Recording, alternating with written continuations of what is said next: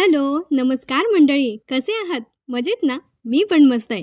घेऊन आली आहे तुमच्यासाठी लक्ष्मीच्या पावलांनी या मालिकेचा 17 मार्चचा एपिसोड. चला तर मग आज काय झालं हे बघूया. एपिसोडची सुरुवातच खतरनाक प्रश्नाने होते. सरोज मॅम अद्वैतला विचारतात, म्हणजे तुम्ही दोघं डिवोर्स घेताय की नाही? आता अद्वैत विचार करतोय आणि अद्वैत जवळ ना ती एक सँड क्लॉक असते ना, ती दाखवली आहे. म्हणजे यांच्या नात्याचं पुढे काय होईल हे वेळच ठरवेल. आता दुसरीकडे कला मिसेस खरेंच्या घरी आहे आणि ती पायरीवरून उतरत असताना तिच्या हातातून हळदी कुंकवाचा करंडा खाली पडतो आणि कलाला भीती वाटायला लागते. तिला वाटतं आईने जसं म्हटलं तसं हा अपशकून तर नसेल ना. मग मिसेस खरे विचारता, कला अगं कुकू कसं सांडलं? तेव्हा आता कला म्हणते, हाई चुकून झालं. मिसेस खरेंना पण भीती वाटायला लागते. त्यांना वाटत असतं की काजू पण रडत आली, कला पण अस्वस्थ आहे. मग त्या अंबाबाईला प्रार्थना करू लागतात की अंबाबाई, माझ्या पोरींचं आयुष्यात हे सगळं काय चाललंय? यांच्यावर कुठलं संकट येणार असेल तर ते येऊ देऊ नको ग अंबाबाई, असं म्हणून त्या खूप अस्वस्थपणे आता देवीची विनवणी करतायत. मिसेस खरेंना या सगळ्या संकेतांची भीती वाटायला लागली आहे. दुसरीकडे आबा पण अस्वस्थ आहेत. ते म्हणत असतात की हे सगळे अघटिताचे पडगम आहेत, नक्कीच काहीतरी वाईट होणार आहे. पण नेमकं काय हे आबांना कळत नाहीये. म्हणून तेही देवीला प्रार्थना करतायत की देवी आई, लक्ष ठेव माझ्या पोरांवर, वाईटाची सावली त्यांच्यावर पडू देऊ नकोस. आता यामागे आबांच्या अस्वस्थतेचं काय कारण आहे? हा कसला इतिहास आहे चांदेकरांच्या घरात लग्न न टिकण्याचा? हा शाप कशामुळे मिळालाय हे आपल्याला भविष्यात अजून जाणून घ्यायला खूप इंटरेस्टिंग असणार आहे. त्यासाठी चॅनलला सबस्क्राईब करून ठेवा. मी पुढचे सगळे व्हिडिओज घेऊन येणार आहे तुमच्यापर्यंत. मला तरी वाटतंय ना, यांच्याकडे देवीची पूजा फार मोठ्या प्रमाणावर असते. कदाचित ह्या सगळ्यांचा त्या देवीच्या पूजेशी काहीतरी संबंध असेल आणि कलाला नक्कीच देवीचं काहीतरी वरदान असणार आहे, ज्यामुळे चांदेकरांचा हा शाप मिटणार आहे, असं माझा अंदाज आहे. पण पुढे बघूयात अजून काय काय होतंय ते. Stay tune. तर आता इकडे आबांना अस्वस्थ वाटतंच आहे. पुढे कला आणि तिची आई म्हणजे मिसेस खरे बोलत असतात. कला अस्वस्थ आहे म्हणून मिसेस खरे तिला समजावत असतात की कला, अगे नको इतका विचार करू. तुझे बाबा म्हणतात की आपण नको तो विचार जास्त डोक्यात घालून ठेवला ना तर ते असं आपल्या पाठी लागतं, म्हणजे मॅनिफेस्टेशन. कलाचा काही केल्या तो विचार डोक्यातून जात नाहीये. पण मग ती म्हणते, थांब मी पेपर घेऊन येते. त्यांना काहीतरी वाळवण्यासाठी पेपर लागणार होते म्हणून कला आतमध्ये गेली आणि तिकडच्या कपाटावर ठेवलेले पेपर ती जेव्हा काढत असते त्या पेपरवर ठेवलेलं एक पॅम्पलेट तिला सापडतं, ज्यावर देवीची खूप छान सुंदर मूर्ती असते, म्हणजे मूर्तीचा फोटो असतो. कलाला ती मूर्ती बघून फार प्रसन्न वाटतं. ती म्हणते की किती सुबक आणि रेखीव मूर्ती आहे आणि ती तशीच धावत पळत येऊन ते पॅम्पलेट तिच्या आईला म्हणजे मिसेस खरेंना दाखवते आणि ती सांगते, आई अगं हे बघ. तेव्हा त्या म्हणतात की हो अगं, हे सगळे पॅम्पलेट ना वाटत होते ते लोक येऊन. कलाचं मात्र त्या मूर्तीच्या फोटोवरून तिची नजर हटत नाहीये. ती म्हणते किती सुबक आहे, किती रेखीव आहे, किती प्राचीन मस्त मूर्ती वाटते. तर यातला सस्पेन्स थोडासा फोडू का? मला असं वाटतंय की ही मूर्ती कदाचित आबांकडून खंडित झाली असेल आणि ती मूर्ती पूर्ण करण्याचं काम कला करणार आहे, असं असू शकतं. बघूयात आपलं गेसिंग टेक्निक काय वर्क करता येते. आता पुढे आबा पण टेन्शनमध्ये आहेत आणि त्यांना इतकं अस्वस्थ वाटतंय की ते नॉनस्टॉप देवीचा धावा करतायत आणि ते आता म्हणायला लागतात, सर्व मंगल मांगल्ये शिवे सर्वार्थ साधिके शरण्ये त्र्यंबके गौरी नारायणी नमोस्तुते.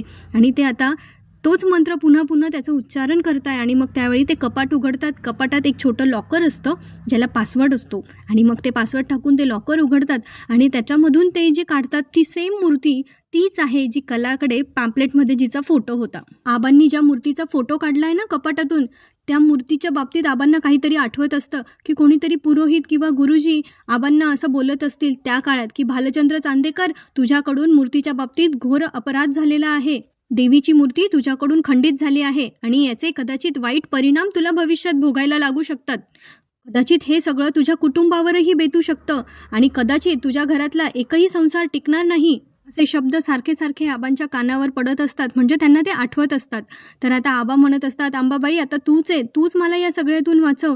आमच्या घरातली लग्न टिकणार नाही असा चांदेकरांना शाप आहे गुरुजींनी दिलेला आणि हा शाप मोडाया हवा, हा शाप मोडाया हवा. माझ्या अद्वैत आणि कलाचा संसार टिकवायला पाहिजे. तूच आहे संबाबाई, तूच मला मदत कर, तूच या सगळ्यातून मला मार्ग दाखव. आता आबांची अस्वस्थता इथे भगवत नाहीये. खरंच मित्रांनो, इतके अस्वस्थ झालेत ना ते, म्हणजे त्यांच्या वयाच्या मानाने त्यांच्या तब्येतीला त्रास होईल की काय असं मला वाटायला लागलंय. आता मला असं वाटतंय की त्यांनी त्यांची ही तळमळ जी आहे ना ही कलाला बोलून दाखवली पाहिजे, म्हणजे कदाचित यातून काहीतरी मार्ग कला काढू शकेल. पण तोपर्यंत अद्वैत आणि कलाने वेगळं होण्याचा निर्णय घेऊ नये म्हणजे मिळवलं, नाहीतर आणखीन या गोष्टीला बऱ्याच एपिसोडपर्यंत वाट बघावी लागेल. बाबांना आता ह्याशिवाय दुसरं काही सुचत नाहीये. ते आता पूर्णपणे देवीला शरण गेले आहेत आणि ते म्हणतात, अंबाबाई मी तुला पुरतं शरण आलोय, माझी प्रार्थना मान्य कर, माझी प्रार्थना मान्य कर, देवी आई माझी प्रार्थना मान्य कर. आबांना काही चैन पडे ना म्हणून त्यांनी आता अद्वैतला फोन केलाय. अद्वैत फोनवर बघतो आबा, पण मग सरोजला हे काही आवडत नाही. ती जरा टोन कडू करते, कारण सरोजला असं वाटतंय आपल्या ह्या सगळ्या प्लॅनिंगमध्ये आबा मिठाचा खडा टाकू शकतात. आबा अद्वैतला विचारतात की तू कुठे आहेस अद्वैत? अद्वैत सांगतो आबा मी ऑफिसमध्ये काम करतोय. तर आबा म्हणतात अरे माहीत नाही का, पण एक वेगळीच हुरहुर लागून राहिली आहे, जसं काहीतरी वाईट होणार आहे. अद्वैत म्हणतो आबा तुम्ही काही काळजी नका करू, सगळं व्यवस्थित आहे.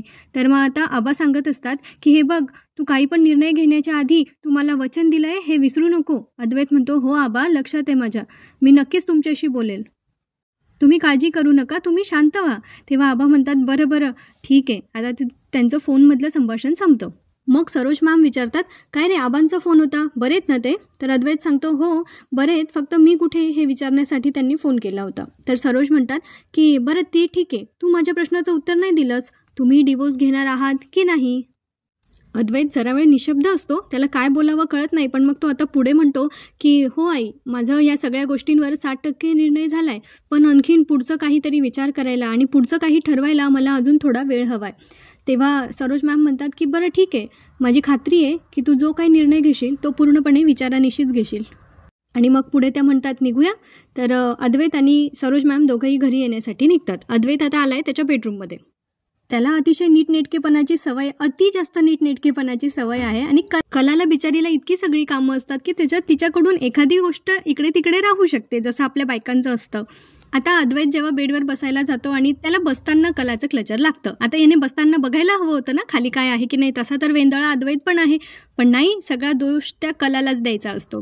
आता तो ते क्लचर घेतो आणि ड्रेसिंग टेबलकडे फेकून देतो आणि म्हणतो किती तो अस्ताव्यस्तपणा, किती ते सगळं बालिशपणा. आणि त्याला आठवत असतं कलाने मगाशी जे सुटाबुटातलं त्याच्यासोबत प्रँक केलेलं ती सगळी गोष्ट.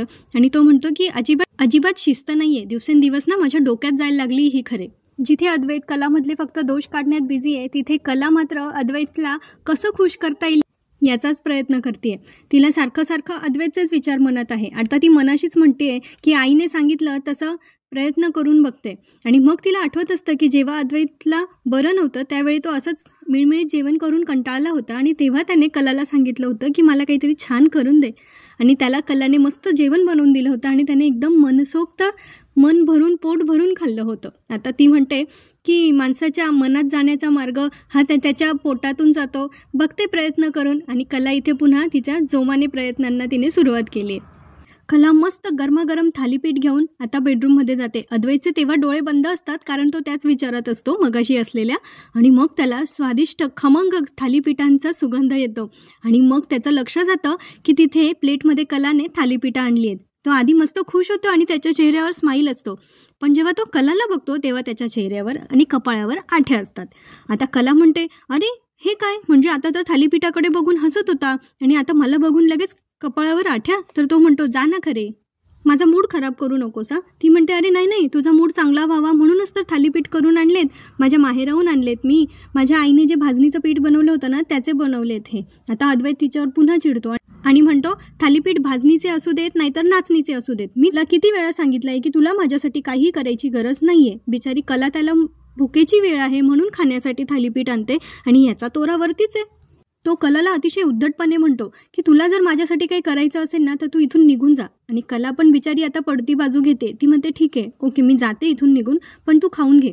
बिचारी कला कधी कोणाचं न ऐकणारी, पण आता तिने अद्वैत समोर नमतं घ्यायला लागली आहे कारण तिला नातं टिकवायचं आहे म्हणून ती माघार पण घेते. आता कला तिथून निघून जात असते आणि अद्वैत बघतो गेली की नाही कन्फर्म करून घेतो आणि मग पुन्हा पाठी वळतो आणि ते थालीपीठ मस्त फस्त करायला सुरुवात करतो पटापट, कारण त्याला भूक लागली आणि थालीपीठाच्या सुगंधाने त्याची भूक अजून तीव्र झाली आहे. आता कला पण पुन्हा पाठी येऊन बघते आणि ती म्हणते अरे खा बसून खा, व्यवस्थित शांततेत खा, मला माहिती आहे तुला भूक लागली आहे. पुढे कला त्याला म्हणते आणि काय रे एका वेळी 2 गोष्टी कशा खातोस तू?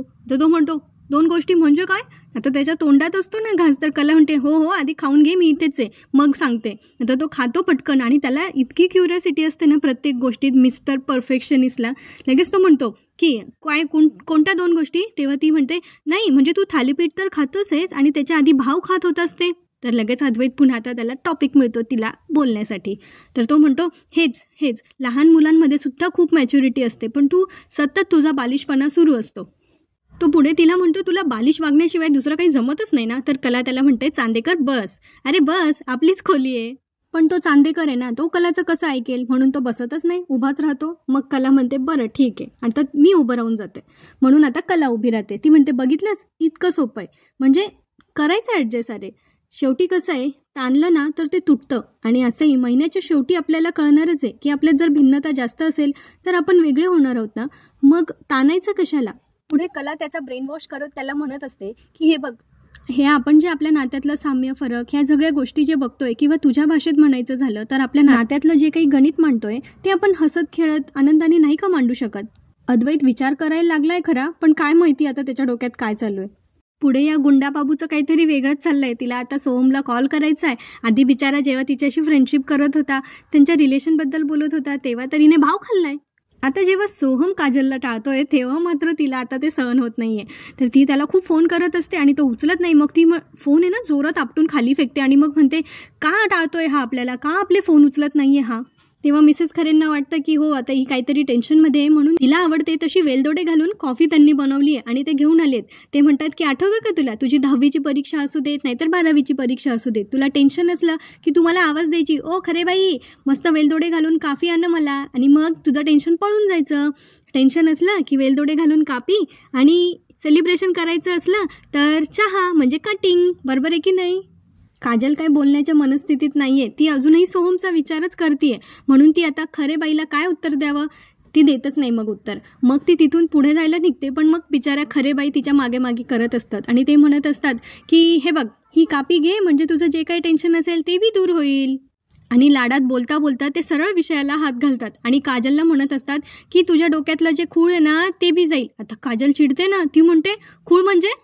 तेव्हा मिसेस खरे म्हणतात हे बघ काजल, मी जे काही बोलते तुझ्या भल्यासाठीच बोलते ना. पण आता काजल पण इथे उलट उत्तर द्यायला लागली हो. ती म्हणते म्हणजे माझं भलं फक्त तुम्हालाच कळतं ना, आपल्याला स्वतःबद्दल काहीच कळत नाही. आता दुसरीकडे आपल्याला बघायला मिळतं की सोहम आणि अनामिका एका देवाच्या मंदिराजवळ बसलेले असतात आणि तेव्हा अनामिकाला कोणाचा तरी फोन येतो आणि तर ती विचारत असते की नेमकं काय झालंय, डॉक्टर काय म्हणाले, आता कशी येते. आणि ती पुढे फोनवर सांगत असते की मला कळवत राहा आणि काळजी घ्या. आणि मग आता अनामिका रडायला लागते. सोहमला कळत नाही की तिला काय झालंय नेमकं, या फोनवर कोण बोलत होतं. आणि आता ती इतकी इमोशनल झालेली असते की ती सोहमला चक्क मिठीच मारते आणि त्याला सांगत असते की माझ्या आजीची तब्येत ठीक नाही आहे, तिला ICUमध्ये ॲडमिट केलं आहे. माझ्या आजीचं आणि माझं लहानपणापासून खूप स्ट्रॉंग बॉन्डिंग आहे, लहानपणापासून आजीनेच मला सांभाळलं आहे. ती पुढे खूप जास्त इमोशनल होऊन ढसाढसा रडायला लागते आणि ती म्हणते की आजीला साधा ताप आला ना तरी मला कसं तरी होतं रे, पण आता तिला काही झालं ना तर मी नाही सहन करू शकणार सोहम, मला खूप भीती वाटते सोहम. आता सोहम तिला एकदम धीर देत लहान मुलासारखं समजवत असतो, हे बाळा इकडे बघ माझ्याकडे बघ, मी आहे ना, आपण करू काहीतरी, आजीला काहीच नाही होणार, काही नाही होणार आजीला, तू काम डाऊन, तू शांत हो बरं. आणि असं धीर देता देता अनामिका नकळत त्याच्याकडे खेचली जाते आणि ती त्याच्या डोळ्यात डोळे टाकून बघत असते. अनामिका कदाचित वेगळ्याच दुनियेत हरवते, पण थोडक्यात ती भानावर येते आणि तिथून बाजूला होते. सोहमही त्याला जरा ऑकवर्ड होतं आणि तो पण तिकडून बाजूला होतो. दोघंही एकमेकांपासून नजर चोरत असतात. कला आणि अद्वैतमधला सीन पुढे कंटिन्यू होतो. आता कला अद्वैतला अजूनही त्याचा ब्रेन वॉश करत त्याला समजावते की हे बघ, तुला तू, मला मी, तू का केलं, मी का केलं, असं आपण भांडण करण्यापेक्षा आपण जर एक टीम होऊन आपल्यातले साम्य आणि फरक आपण जर शोधले तर ते जास्त चांगलं आणि सोयीस्कर नाही का होणार. आधीच आपल्या दोघांना काही कमी ताण आहेत का रे. तू आठव, आपण आधी कितीतरी गोष्टी आपण एकत्र सोडवल्या आहेत. आता ती पुन्हा सगळ्या गोष्टींची उजळणी अद्वैत समोर करायला लागते की कसं नैना आणि राहुलचं लग्न होतं, त्यावेळेला नैना किडनॅप झाली होती, तिथून तिला सुखरूप आपण घरी आणलं. त्यानंतर जेव्हा नैनाताई जीव द्यायला गेली होती तेव्हाही तिला आपण दोघांनी मिळून शोधलं होतं आणि त्यानंतरही तिला सुखरूप घरी आणलं होतं. ह्या सगळ्या उजळणीत अद्वैतला आता पुन्हा झालेल्या गोष्टी आठवत असतात आणि तो फ्लॅशबॅकमध्ये जातो. पुढे ती त्याला आठवण करून देते की दिवाळीच्या वेळेला मला जेव्हा घरात खूप काम होतं आणि माझ्या मदतीला कोणी नव्हतं तेव्हा तू रॉकेटला घेऊन आलास माझ्या मदतीसाठी. DVIचा प्रसाद आपण एकत्र केलात. स्वामीनाथन सरांच्या शूटसाठी आपण दोघांनी ऐनवेळी मॉडेलिंग केलं. आणि हे सगळं शक्य झालं ते केवळ आपण एका नात्याने बांधलो गेलो आहोत म्हणून. आणि हे सगळं तोडून टाकणं माझ्यासाठी खरंच खूप कठीण आहे. हे बघ चांदेकर, आमच्याकडे जेव्हा संकटं यायची ना तेव्हा त्यांच्यासोबत दुःखही यायची. त्यामुळे ह्या सगळ्या दुःखांना हसत खेळत सामोरं जाणं याची मला सवय झाली आहे. कदाचित गरिबीमुळे. आणि असं म्हणत म्हणत ती अद्वैतच्या जरा जवळ जाते. अद्वैत तिच्या पाठमोरा असतो, त्यामुळे त्याला कळत नाही की कला त्याच्या जवळ आली. आणि तो पाठी फिरून पुढे जायला निघतो तेव्हा त्या दोघांची एकमेकांना टक्कर होते म्हणजे त्यात ना कलाचं मंगळसूत्र अद्वैतच्या कोटाच्या बटनात अडकतं. आणि आता अद्वैत सोडवण्याचा प्रयत्न करणार असतो, पण ते बटन काही निघत नाही. देवाच्या या संकेतामुळे कलाला जरा वेळ का असेना पण क्षणिक आनंद मिळतो. पुढे मिसेस खरे आणि काजलचा सीन कंटिन्यू होतो. आता तेव्हा ना मिसेस खरे खूप समजुतीने घेत असतात. एका वयात आलेल्या मुलीसोबत जसं समजुतीने बोलायचं असतं तसाच त्या काहीसा प्रयत्न करत असतात. आणि त्या काजलला सांगत असतात की सांग ना मला काय झालंय, काय तुझ्या मनात. तेव्हा काजल त्यांना सांगते की आता नाही, आपण तुला नंतर सांगतो. तेव्हा त्या म्हणतात की केलायस ना तू स्वतःबद्दल विचार, मग सांग ना मला काय झालंय. एवढं प्रेमाने बोलून एवढे प्रयत्न करून काजल मात्र त्यांना काहीच सांगत नाहीये. म्हणून आता मिसेस खरेंना त्यांचा आईचा तोरा दाखवायला लागतो. आणि मग त्या आता चिडून काजलला विचारतात, हे बघ तुझं काय चाललंय ना हे मला कळत नाही असं समजू नको. तुझं हे जे काही चाललंय ना त्यावरून मी तुला एक सांगते, मी तुझ्यापेक्षा 20-22 पावसाळे जास्त बघितलेत. त्यामुळे या विचारांमध्ये जेवढी जास्त अडकत जाशील ना तेवढंच याच्यातून बाहेर पडणं तुला मुश्किल होणार आहे. काजल तरीही काही सांगायला तयार नसते आणि ती तिच्या आईलाच म्हणते, आई जाऊ दे ना यार. तेव्हा आता त्या म्हणतात की हे बघ तुला आता स्पष्ट विचारते, मगाशी तू घरला रडत आलीस ती त्या सोहमरावांमुळेच ना. पण तरीही काजल काही बोलायला तयार नसते. ती म्हणते, हे बघ आई आपण तुला आधीच सांगितलंय की आत्ता तुला आपण काहीच सांगू शकत नाही याच्यातलं, आपल्याला याच्यावर आता सध्या बोलायचं नाहीये. पण मिसेस खरे आई आहेत ना तिच्या, त्यांना तर काळजी वाटणारच. त्या काही तिच्या जा म्हणण्याने जात नाहीये. त्या तिला पुन्हा पुन्हा विचारताय, मग सांग ना काय चाललंय तुमच्यात, का रडत आली होतीस तू. हे बघ तुझ्या या अशा वागण्यामुळे ना माझा जीव टांगणीला लागतोय, सांग ना काय झालंय ते. काजल पण आता खूप जास्त इरिटेट झाली आहे आणि ती म्हणत असते, प्लीज जा, प्लीज मला आत्ता या विषयावर बोलायचं नाहीये, प्लीज जा. तेव्हा मिसेस खरे पण आता तिच्यावर चिडतात आणि त्या हतबल होतात, कारण ती आता काहीच सांगायला तयार नाहीये. त्यामुळे ते आता तिथून चिडून निघून जातात आणि ते म्हणतात की तुझ्या मनाला येईल ते कर. त्यांना असं वाटतं थोडी शांत झाल्यानंतर ती येऊन त्यांना सांगेल काहीतरी. आता ती पुन्हा सोहमला फोन करण्यासाठी फोन घेते. आता तिकडे सोहम आणि अनामिका जरा ऑकवर्ड सिच्युएशनमध्ये आहेत आणि अनामिका सोहमची माफी मागत असते की आय एम सॉरी सोहम, मला ते मी थोडी इमोशनल झाले होते. आणि सोहम म्हणतो की ठीक आहे अगं, मी तुझा मित्र आहे ना, तर मी पण तुला जरा कन्सोल करत होतो, म्हणजे तुला धीर देण्यासाठी मी पण असं करत होतो. पण अनामिका आता त्याला पुढे म्हणते, नाही सोहम तू फक्त मित्र नाही आहेस माझा. सोहम म्हणतो म्हणजे, तर ती सांगते की खूप दिवसापासून मला तुला एक गोष्ट सांगायची होती की तू फक्त माझा मित्र नाही आहेस, तर तू माझ्यासाठी. आणि ती पुढे बोलणार तोपर्यंत काजलचा सोहमला फोन येतो आणि त्याची फोनची रिंग वाजते. सोहम तो फोन घेत नाही आणि नंतर थोडा वेळ रिंग वाजल्यानंतर तो फोन आतमध्ये ठेवून देतो. आणि त्यानंतर पुन्हा आता काजल इकडे वेडीपिसी झालेली आहे. तिला खूप जास्त चिडचिड होते की सोहम काजलचा फोन का नाही घेते, म्हणून ती आता खूप जास्त हायपर झाली आहे. आणि आता ती पुन्हा पुन्हा पुन्हा पुन्हा सोहमला फोन करते आणि सोहम तिचा फोन घेत नाही. नंतर तो अनामिकाला विचारतो, हां बोल तू काय म्हणत होतीस. तेव्हा ती पुन्हा सांगायला जाते, पण तेवढ्यात पुन्हा काजलचा फोन येतो. आणि मग अनामिका म्हणते की इतक्या वेळा फोन करतेस, महत्त्वाचा आहे तर तू घेऊ शकतो. तर सोहम नाही म्हणतो की महत्त्वाचा नाही आहे, तू बोल ना काय बोलत होतीस. तर अनामिका म्हणते, एवढ्या वेळा फोन करते म्हणजे मुलगीच असेल कोणीतरी, कोणी आहे का आयुष्यात.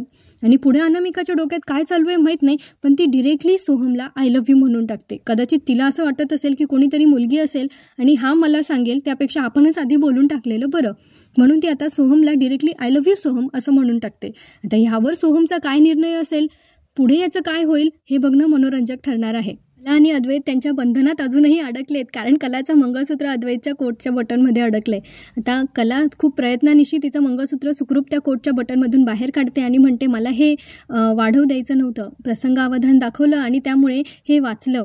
त्याचप्रमाणे मला आपलं नातं पण वाचू द्यायचं आहे. म्हणजे आमची परिस्थिती खूप साधारण होती अरे अद्वैत, त्यामुळे छोट्या छोट्या गोष्टींमधून आनंद मिळवणं आणि दुःखाला पण हसत हसत सामोरं जाणं, ह्यामुळे मी अशी आहे. म्हणजे बरोबर आहे, तिचा हा जो सगळा अद्वैतला बालिशपणा किंवा धांगडधिंगापणा वाटतो ना, वेंधळेपणा, तो खरं तर कलेचा स्वभाव आहे. दुःखातही हसत तिला राहायला आवडत असतं. पुढे ती अद्वैतला सांगत असते की परिस्थिती साधारण होती आणि तरी पण आम्ही नाती जपण्याचा खूप प्रयत्न करत होतो आणि आपलं हे नातंही तुटू नये ते पण मी जपण्याचा त्यासाठीच प्रयत्न करते आहे. आणि असं म्हणून आता कला तिथून निघून जाते. मात्र तिने आता विचाराचा भुंगा अद्वैतच्या डोक्यात सोडलेला आहे. त्यावर अद्वैत आता पुढे कसा विचार करतोय बघा. अद्वैत मनाशीच विचार करतोय की काय बोलून गेली ही, हा टोमणा होता. बघा, त्या बिचारीने एवढं चांगलं समजावून सांगितलं आणि याला हा टोमणा वाटतोय. मग तो विचार करतो की मी माझ्या नात्याचा प्रॅक्टिकली विचार करतोय आणि हिला आहे तसं नातं आपलं चालू द्यायचं आहे. पण पुढे अद्वैत विचार करतोय की मी खरंच आमच्या नात्याचा प्रॅक्टिकली विचार करतोय का. आणि इथेच त्याच्या विचारातच आजचा एपिसोड संपतो. आता पुढच्या एपिसोडमध्ये काय होतं ते सांगते. पुढच्या भागात आपल्याला बघायला मिळणार आहे की हे जे चांडाळ त्रिकूट आहे ना, रोहिणी, नैना आणि राहुलचं, यांनी बहुतेक काहीतरी आता पुढचा प्लॅन केला आहे. आणि गिझरचं बटन ऑन असतं तर सरोज नेमकी तिथे जाते. आता ते बाथरूम यांचं कॉमन आहे की कला अद्वैतच्या रूममधलं, आणि सरोज तिथे का गेली आहे माहीत नाही. आता सरोजला ते बटन बहुतेक बंद करायचं असतं आणि म्हणून ते तिथे हात लावायला जातं आणि त्यांना शॉक बसतो. खरं तर या शॉकची सरोजला नितांत गरज होती, कारण ती फार वेड्यासारखी वागते. त्यावेळेला अद्वैत आणि कला पण तिथे बोलत असतात. तर बहुतेक त्यांचंही ना त्या मूर्तीविषयी बोलणं चालू असणार, पण ह्या सगळ्या मॅटरमुळे ते बोलणं अर्धवट राहिलेलं असेल. आणि आता सरोजला शॉक लागल्यामुळे सगळे एकत्र जमलेले असतात आणि अद्वैत जो आहे तो आता पुन्हा कलावर ओरडत असतो की आपण सकाळीच बटन बंद करतो गिझरचं आणि सकाळीच ते चालू असतं, तर मग आत्तापर्यंत ते चालू का आहे. कला मात्र जरा वेंदळल्यासारखी त्याच्याकडे बघते, कारण कदाचित ते बटन तिने चालू केलं नसेल किंवा तिच्या लक्षात येत नसेल की खरंच तिच्याकडून चालू राहिलं आहे का. मग ती विचार करायला लागते. आता या गोष्टीचा मागोवा ती पुढच्या एपिसोडमध्ये घेऊ शकते की बटन कोणामुळे चालू होतं, की याचा परिणाम त्यांच्या नात्यावर अजून वाईट होतोय आणि अद्वैत कलाला थोडंफार चांगलं समजायला लागला होतं असेल आणि आता तो पुन्हा तिला वाईट समजायला लागणार किंवा बालिश समजायला लागणार, असं होऊ शकतं. तर ह्या सगळ्या खिचडीच्या गोष्टी पुढे बघायला इंटरेस्टिंग असणार आहेत. त्यासाठी पुढील भागात आपल्याला नक्कीच भेटायला हवं. तोपर्यंत व्हिडिओ आवडला असेल तर चॅनलला लाईक, शेअर करा, सबस्क्राईब करून ठेवा, म्हणजे पुढे येणारे एपिसोड तुम्हाला नोटिफिकेशनमध्ये मिळतील. चला तर मग भेटूया पुढच्या भागात. तोपर्यंत एक गोष्ट लक्षात ठेवा, आयुष्य खूप सुंदर आहे. हसत राहा, खुश राहा आणि आपली आणि आपल्या प्रियजनांची काळजी घेत राहा. भेटूया पुढच्या भागात. धन्यवाद.